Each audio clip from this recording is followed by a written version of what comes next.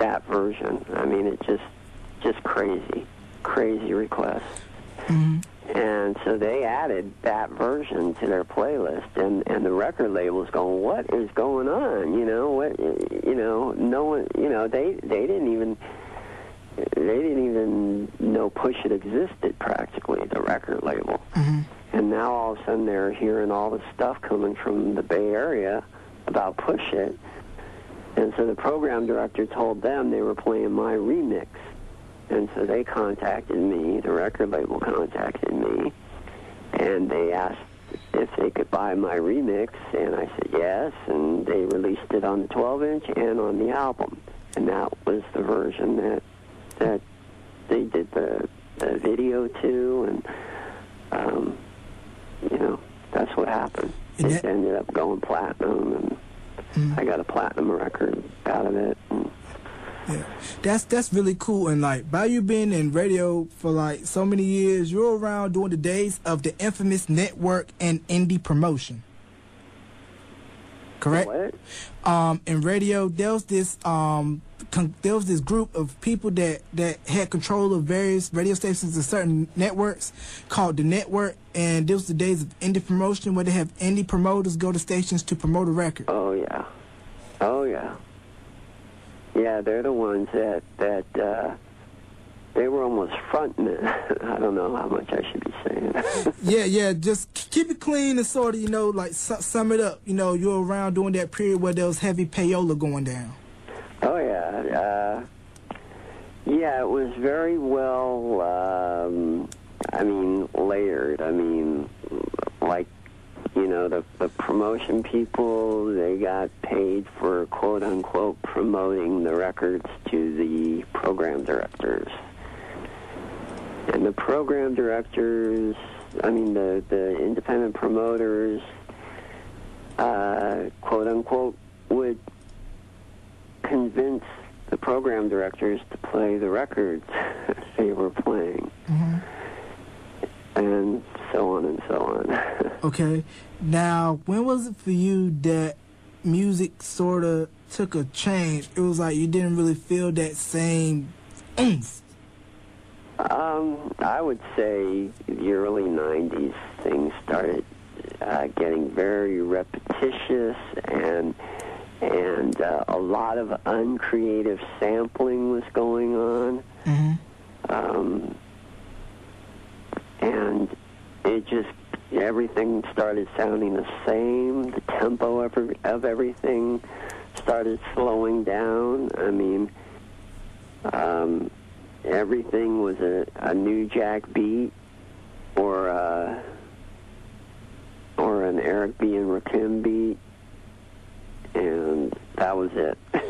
So it was basically at the point when the major labels started realizing, hey, let's just mass produce it and let's overkill this so that we can make more profits. Yeah.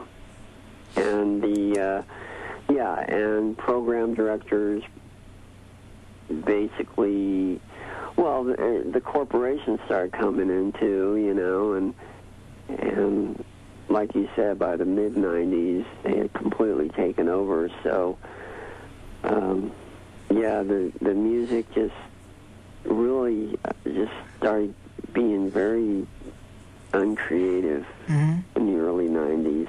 Right. Now, what for you makes a good DJ and a mixer?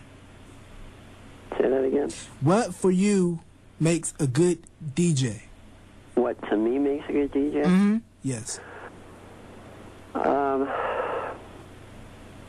Well, someone who can read their crowd, read their floor, see what it, it's really an art form to be able to first build your floor up from nothing to a couple, to 10 couples, to 100 couples, to 1,000 couples, and keep them there all night.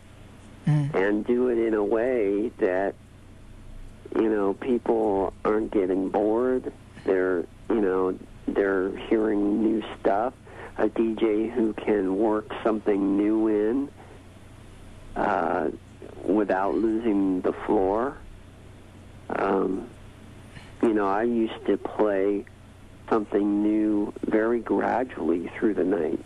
Maybe play just a few seconds of something new and then immediately go back to something that was hot, that would keep them, and then play a few more seconds in another minute, and then just keep going back and forth until finally I was into something they'd never heard before, and I had 2,000 people on the dance floor. Mm-hmm. Right. And they'd never heard this song before. You know, it's very rare to hear a DJ who can mix like that. Mm-hmm. Right. These days. Mm-hmm. And for those of you that's just tuning in, this is Jay Mace of the Time Machine. I'm interviewing legendary DJ and radio personality, mixer of Camille, Cameron Paul. Now, how do you feel about the progression that DJs have had since the infancy of hip-hop, from vinyl to CDs to Seratos? Well, it all boils down to the talent. I mean, it's not that hard to mix 2 records or 2 CDs together. You know, it isn't. You got beats per minute, and if they're close, they'll mix. So you've got, you know, back when I started, there was no such thing as a mobile DJ, or you know, the only DJs were in clubs, and most of them didn't even mix. I mean, so, and now, I mean, there are literally millions of mixers, you know, club DJs, mobile DJs, and just not all of them have the talent to be doing it. I mean, it really is an art, and you know, I used to have people who would stand around and watch me playing. I mean, I wasn't a big scratcher, or you know, I didn't do all that stuff, but it was just, I considered myself an artist the way I mixed the music together. Mm-hmm. And so I think that's something that there's so many mixers now that it's really hard to find a real good one. Mm-hmm. Right. And I want to say this too, that I've listened to some of your mixes, and transitions, crisps, and the flows flow very well. And this right here, people, is an OG in the DJ game.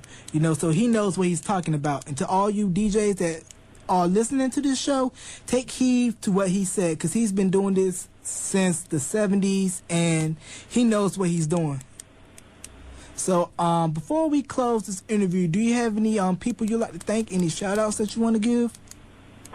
Yeah. I'd like to shout out to a couple of really good friends of mine, Tina and Douglas Cox. Very good friends of mine. I consider them family. And they're just very important people in my life, and just want to say hi to them and thank them. Okay. Anybody else? You know, just my family. But that's about it. Okay.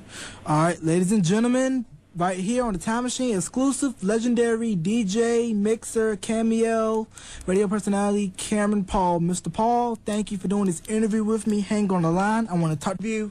And right now, you're going to get a taste of what this man does. Right here, here's a mix by Cameron Paul, right here on WUAG 103.1 FM.